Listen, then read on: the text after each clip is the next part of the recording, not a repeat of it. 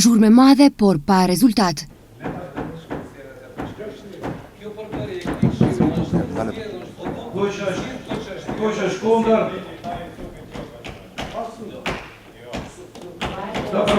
Propozimi I këshilltarëve të BDI-s dhe ASH-s për ndryshimin e emrave në rrugët hyri në rend të ditës dje në Këshillin Komunal të Tetovës. Megjithatë, pas një debati të gjatë, protesta dhe lëshim të seancës nga ana e këshilltarëve të opozitës me pretekstin se nuk u fut si pikë e rendit të parë e rendit të ditës.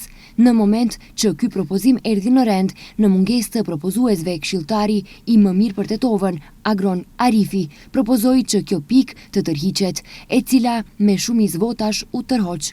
Megjithatë, sot pritet që të fillon mbledhja e komisionit për emërtimin e rrugëve në Suaza të komunës së Tetovës.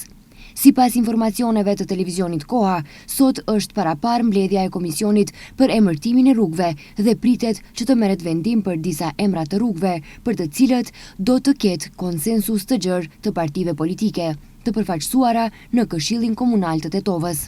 Sipas kryetarit të komunës Bilal Kasami, emrat që do të zgjidhen nga komisioni fillimisht do të jenë për rrugët që nuk kanë emra, për rrugët që kanë emra por nuk e pasqyrojnë historinë dhe kulturën tetovare, por disa emra do të mbahen si rezervë për lagjet e reja që po ndërtohen.